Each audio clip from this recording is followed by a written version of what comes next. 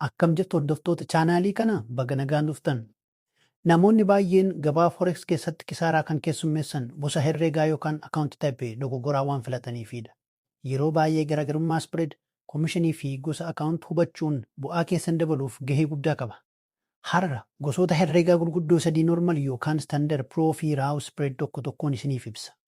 Viidiyoo kana hanga xumuraatti daawwadhaa. Trading strategy keessaniif kam akka ta'u ofuma keessanii ni murteessitu. Viidiyoo kana like gochuu hin irraanfatinaa. Mee gara qabiyyeettaa jira. Tokkoffaan normal yookaan standard account akkuma maqaan isaa ibsu kun herrega idileedha. Herrega kana irratti kaffaltiin commission hin jiru.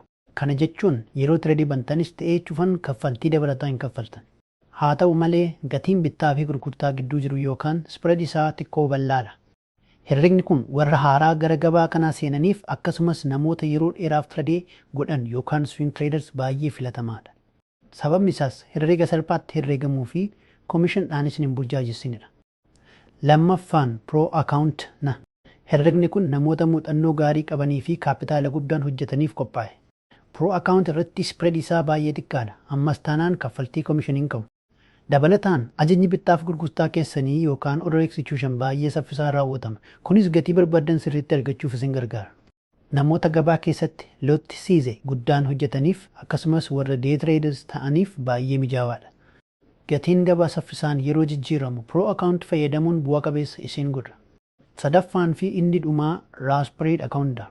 Herrega kana irratti spread isaa gara zeerootti yookaan dabaloo pips dhihaata.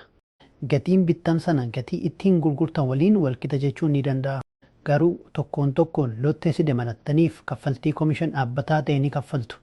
Gosni herregaa kun keessattuu namoota daqiiqaa muraasa keessatti bu'aa barbaadan yookaan scalpers akkasumas yeroo oduun diinagdee gurguddaan akka CPI yookaan PP ba'u gabaa keessa seenaniif baay'ee filatamaadha.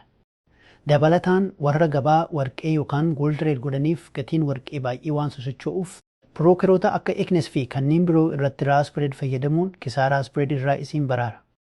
Walumaa galatti filannoon akaawunt keessanii tooftaa yookaan strategy isin ittiin hojjettan irratti hundaa'a.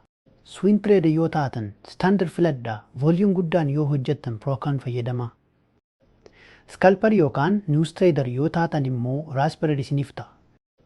Isin hoo yeroo ammaa gosa herregaa kan fayyadamaa jirtu? Komeen jalatti naaf barreessaa waliin haa mari'annu. Viidiyoon kun isin fayyadeera yoo ta'e like gochuu fi chaanaalii kana subscribe gochuu hin dagatinaa. Viidiyoo itti aanuun hanga wal galuutti nagaatti.